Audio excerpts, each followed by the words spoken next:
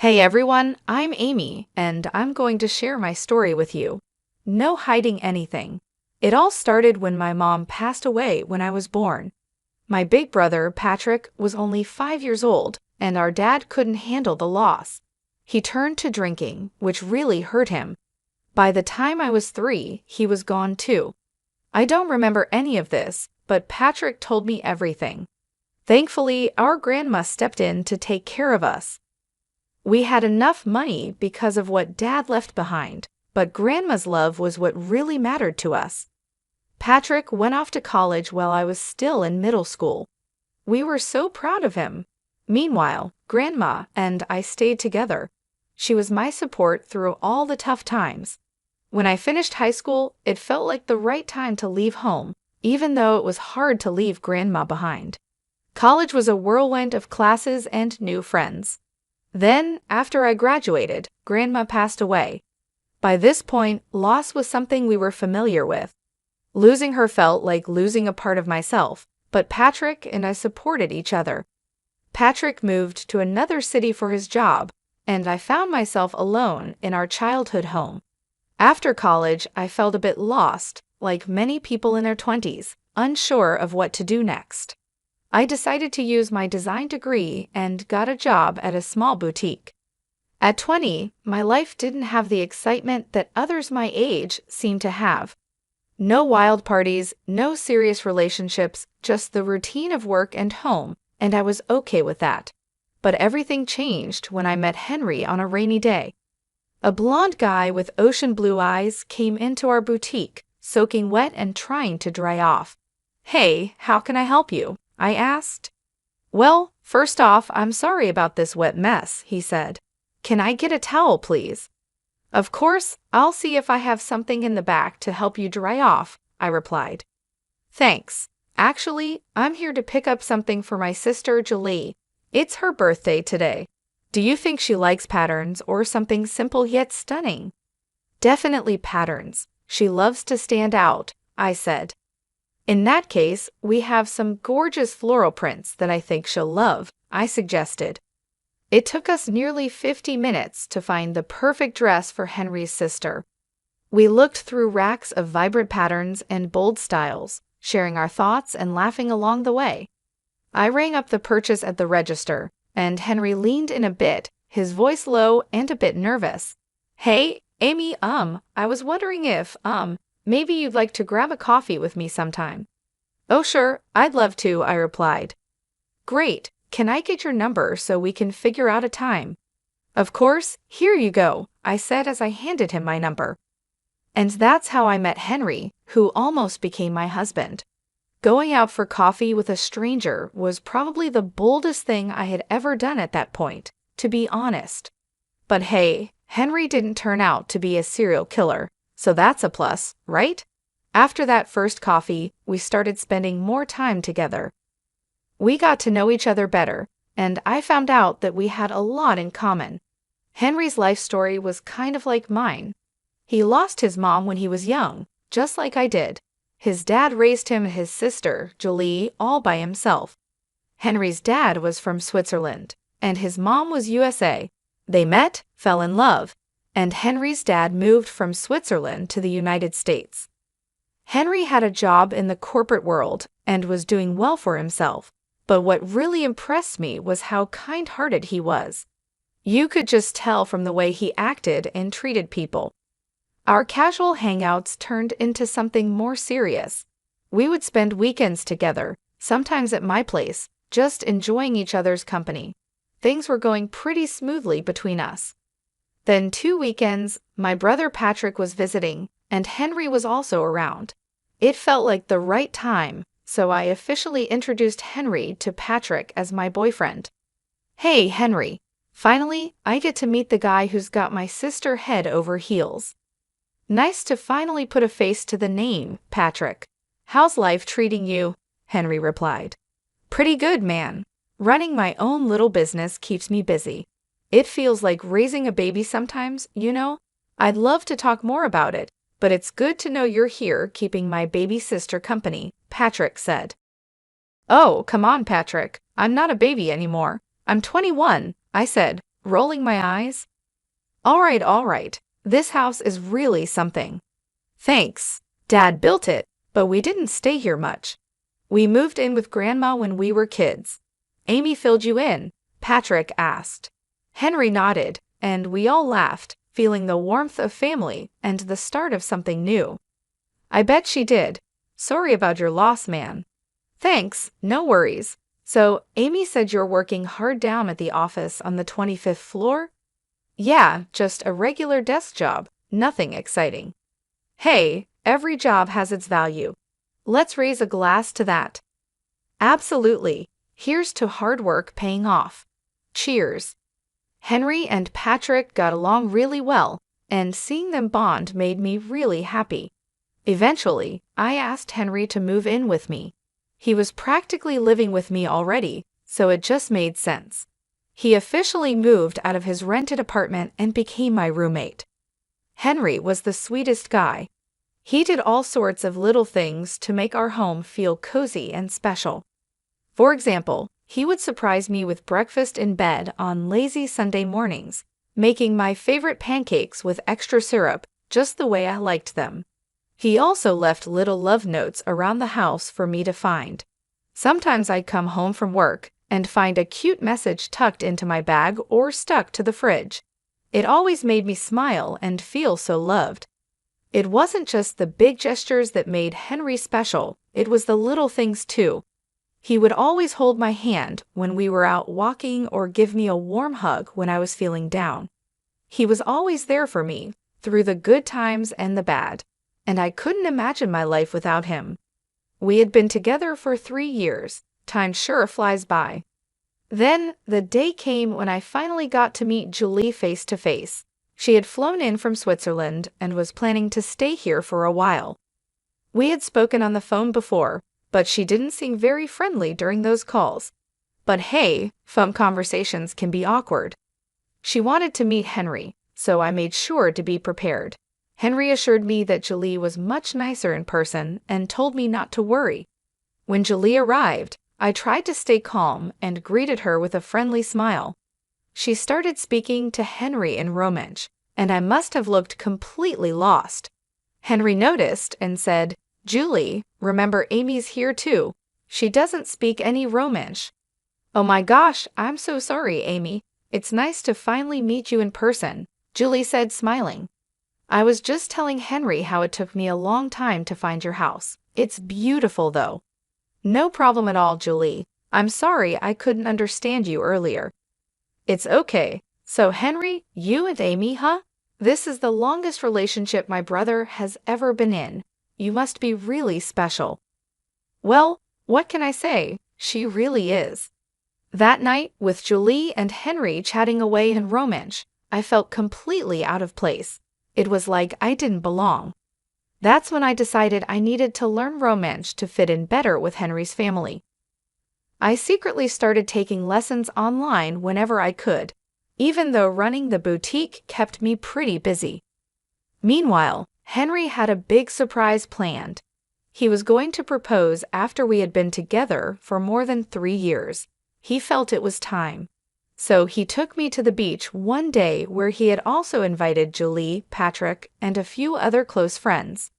He even asked Patrick for his blessing and promised to take care of me forever. It was a really special moment that made me so happy. After I said yes to the proposal, we jumped right into planning our wedding.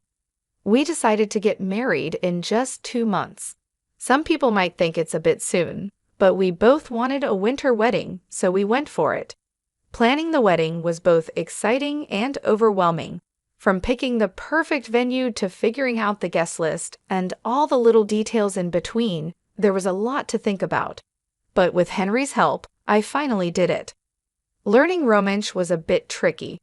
I had tried a bit of Italian in high school, but Romansh felt like a whole new challenge. Still, I was starting to get the hang of it, even though I knew I had a long way to go. I kept my Romansh lessons a secret from everyone except Patrick. "So, my little sis is finally getting married, huh?" Patrick said. "Yep, she sure is," I replied. "I wish Mom and Dad were here to see this day. They would have been so proud of you and the choices you've made. Yeah, I know they would have been, but I'm grateful you're still here, Patrick. I couldn't have done this without you. Hey, Amy, remember when I used to beat you at basketball? Oh yeah, how could I forget? I laughed. Well, look at us now. You're winning in the game of love. Just a couple more weeks, huh? Oh, by the way, how's the romance coming along? Actually, not too bad, I said with a smile. I haven't told Henry yet. I'm planning to surprise him with a speech and romance at the wedding. Look at you, going all out for love, Patrick teased. You know me, I replied with a grin. But seriously, Henry's a great guy. We've had a few talks, and I'm confident he'll take good care of you. Hey, why are you getting close to my husband behind my back? I joked. All right, I'm hanging up now. Goodbye, Patrick laughed. Fast forward to 4 days before the wedding, and I was buried in chaos, doing last-minute checks to make sure everything was perfect. Henry was right there with me, helping out. Suddenly, the doorbell rang. Henry said he'd get it and left for a moment. He came back with Julie. Hey, Julie, I didn't expect to see you here, I said, surprised. I'm here for Henry, Julie replied. Why, honey, it's 4 days before the wedding. Our dad is flying in tonight, and you know the groom can't be with the bride the night before the wedding, right? Oh, right, I almost forgot about that, Henry said, a bit flustered. I'll go pack my bag while you and Amy have some coffee. Sure thing, Julie said, smiling. Henry ran upstairs while I made coffee for Julie and me. So, Amy, I just wanted to say I'm sorry if I've seemed cold or distant. Honestly, I'm really happy you're joining our family now, Julie said. Oh no, Julie, you haven't been cold. Don't worry about it, I replied. Come on, don't be too polite. I know I can be a bit intense sometimes. It's just that I'm really protective of my brother, Julie admitted. I completely understand. My brother, Patrick, is the same way, I said, nodding. Anyway, Dad is excited to see you both too. I'm so glad he can make it. After Julie and Henry left, I was alone in the house. It was still the afternoon, so I decided to take a nap. I headed to the couch to watch my favorite show and hopefully drift off to sleep. As I was getting comfortable, I noticed that Julie had left her glasses behind. I thought about texting her, but I remembered I needed to go near her apartment to check in with the florist, so I decided to drop off the glasses myself. After a 5-hour nap, I put on some joggers, grabbed my car keys, and headed straight to the florist. I checked on the beautiful flower decorations and admired the wonderful work the florist was doing. I made my way to Julie's apartment and rang the doorbell, but it didn't work, probably because it was broken. So I tried opening the door, and it swung open easily. To my surprise, Julie and Henry were not there. Instead, I heard voices speaking Romansh coming from the balcony. By now, I had become pretty good at understanding Romansh, so I listened in on their conversation.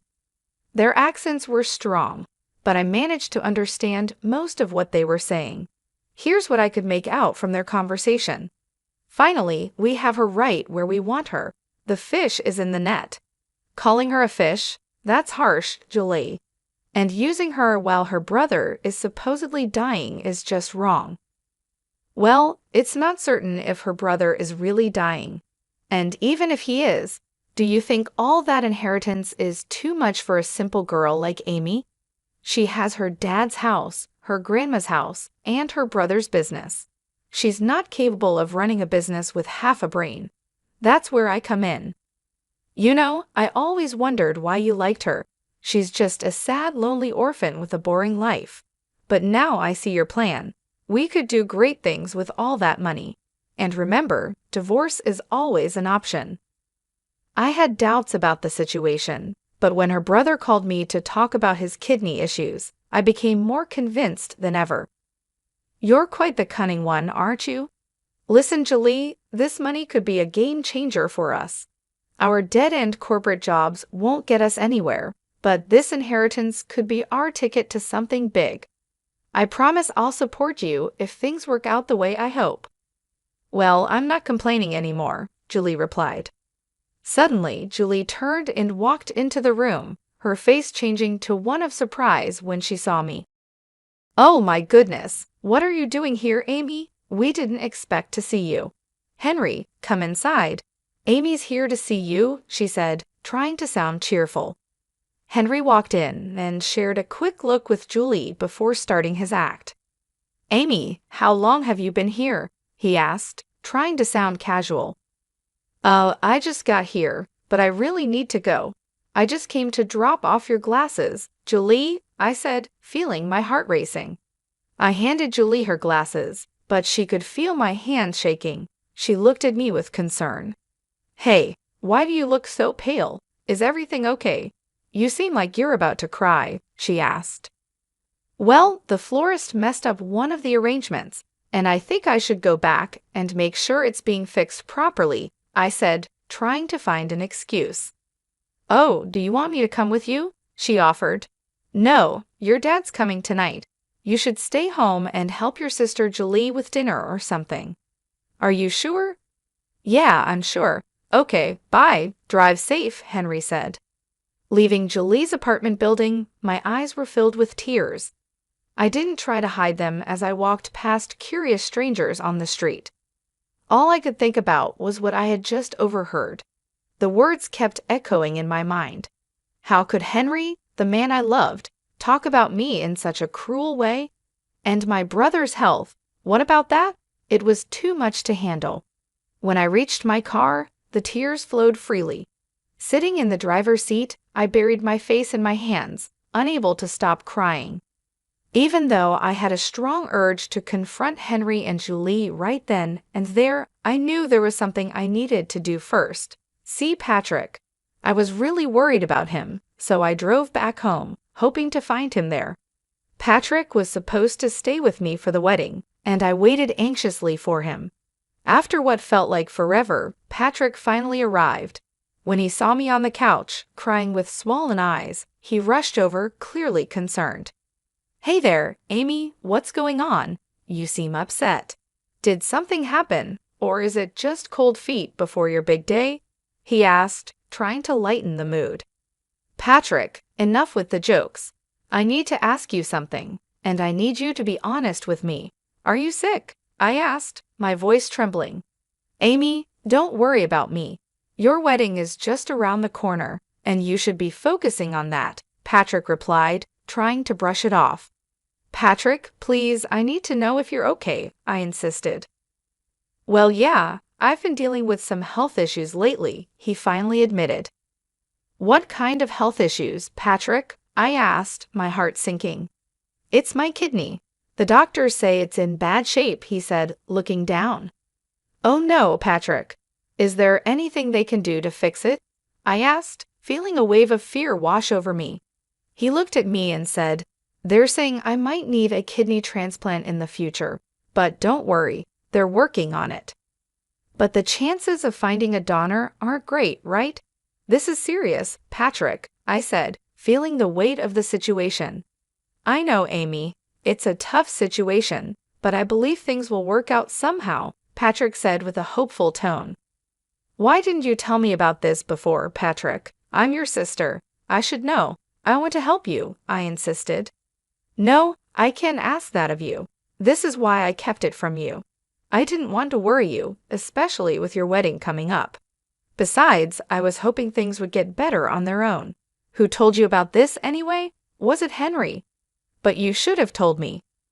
"We're supposed to be there for each other through everything," I said, feeling hurt. I overheard Henry talking to his sister. I wanted to talk to Henry about it to make sure he would take care of you if anything happened to me. So I did. He promised to keep it away from you, though. I'm sorry you found out like that, Amy. I should have been the one to tell you. Can we please pretend we never had this conversation and deal with it after your wedding?" he asked. "Sure, I'll put it on hold until then," I agreed, trying to stay calm. "How about we order some takeout? I have some other things to take care of." "Sure, Chinese," Patrick suggested. "Yeah, that sounds good. And then you better rest up and get some sleep," I said, trying to lighten the mood. "Are you excited? I'm sure it's going to be a one-of-a-kind wedding. After Patrick and I finished dinner, he went off to sleep. It had been an incredibly tough day for me, with so much to process. I decided not to tell Patrick about Henry and Julie's deceitful scheme. I didn't want to burden him with worry. Instead, I resolved to handle the situation myself and teach Henry a lesson he wouldn't forget. Reflecting on everything, I realized that Henry had been using me all along. He enjoyed the benefits of free housing and meals without contributing his fair share. Sure, he'd occasionally give me small gifts, but it hardly balanced things out. I had become his safety net, making sure his life was comfortable without any financial worries. It was a bitter pill to swallow, especially considering the love I had for him. Hearing Henry talk about my brother's health like it was no big deal made me furious. How could he be so heartless? I knew then that I couldn't let him get away with it. I planned to stay calm until the wedding, then reveal who Henry really was. My plan was simple: show everyone his true nature and let them see what kind of person he really was. I wanted him to face the consequences of his actions and watch his plan fall apart right in front of him. He needed to learn that his actions had consequences, and I was determined to make sure he did.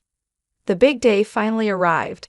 Imagine wearing a wedding gown, putting on a fake smile, and pretending everything's fine when deep down you know you're about to walk down the aisle just to break up with your fiancé in front of everyone. It was tough trying to stay calm and pretend in front of all the guests while my bridesmaids buzzed with excitement. It was getting harder by the minute. I hadn't spoken to Henry all morning anyway. After finally getting myself together and putting on my wedding gown, my friends did my hair and makeup. I was all set.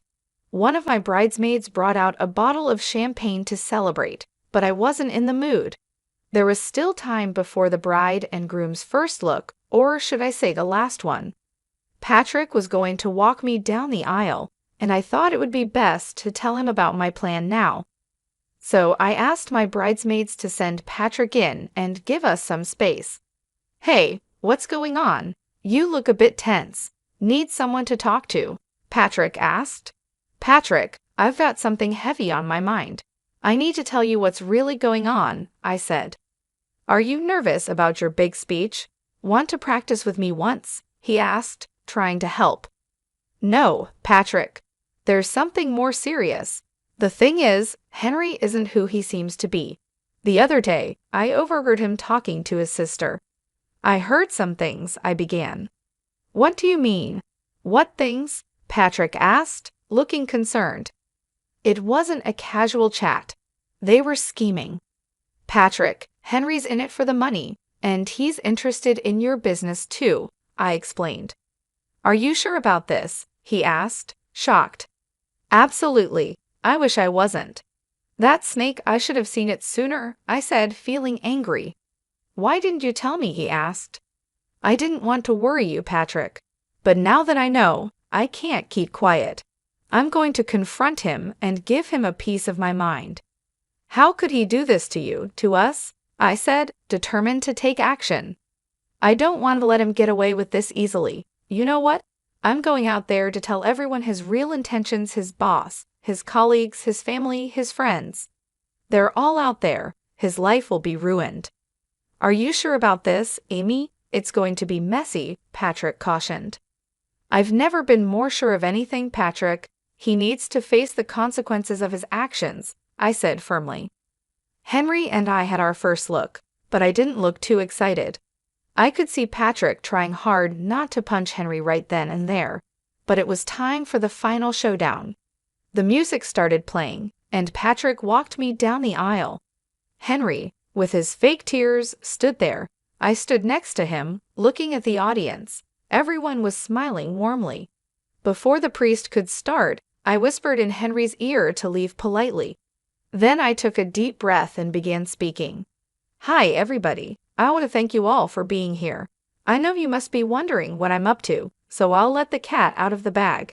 Henry came into my life like a breeze and soon made himself at home. I didn't mind it. Things moved fast for us, and I thought we would be together forever. But there's always a but, isn't there? and in this story, there are 4. Babe, what's going on? Henry asked, looking confused. Well, I've been learning Romansh secretly. Henry's from Switzerland, and I wanted to surprise him with a speech in Romansh today. But guess what? Learning Romansh helped me understand something I wasn't supposed to hear. Henry and his sister Julie have been talking behind my back. What is she saying? Henry muttered, looking nervous. I've heard everything, Henry. You've been calling me a dumb orphan, saying I don't see how you're using me for money. And not just that, you've been eyeing my family's inheritance that my late parents and grandma left for me, and even my brother's business. Can you just shut up? Don't you see people from work are here? My family and friends are here, Henry said, trying to keep calm. And that's why I needed to show your true colors so everyone can see who you really are.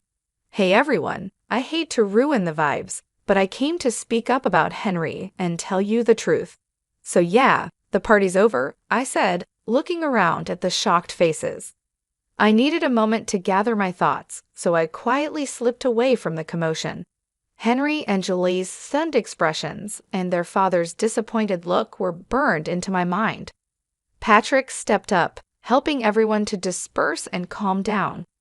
After shedding tears alone in my bridal suite for what felt like forever, a gentle knock interrupted my solitude. I hesitated before opening the door, expecting Patrick, but to my surprise, it was Henry. Do you realize what you've done? My dad's furious, and Julie is beyond angry, Henry said, clearly upset. And whose fault is that? I just told the truth, I replied. You could have talked to me privately first instead of accusing me in front of everyone. Now I don't even know if I'll have a job. My boss was already mad at me, and this might be the last straw. Where will I go? I don't even have my own place, Henry pleaded. That's the whole point, Henry. I can't believe I didn't see your true intentions sooner, I said, feeling a mix of anger and disappointment. Well, congratulations, Amy. You've ruined everything. I hope you and your stupid brother suffer all your lives, he spat. Get out, Henry. I don't want to see your face anymore, I said firmly. The rest of the wedding day is a blur in my memory.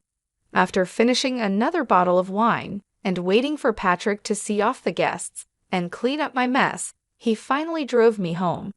The first week after the wedding was filled with tears and support from friends and family. But it wasn't just my love life that was in turmoil. Patrick's health was also at risk. After gathering some strength, Patrick suggested I take time off work to be with him. I agreed and went to his home. There, we met with his doctors to see if I could be a kidney donor for him. Unfortunately, I wasn't a match. Despite the heartbreak, I knew I had to be strong, especially for Patrick. He had always been there for me, and now it was my turn to support him through this tough time. It wasn't easy, but I did my best to stay composed and hopeful for the challenges ahead. And now, here we are today, 6 years later. You might be wondering how things turned out for me and Patrick. Well, let me start with Patrick. Over these 5 years, there were many ups and downs. His health got worse, and there were times when I had to drop everything to be with him. But it was all worth it when I received a call from him this morning.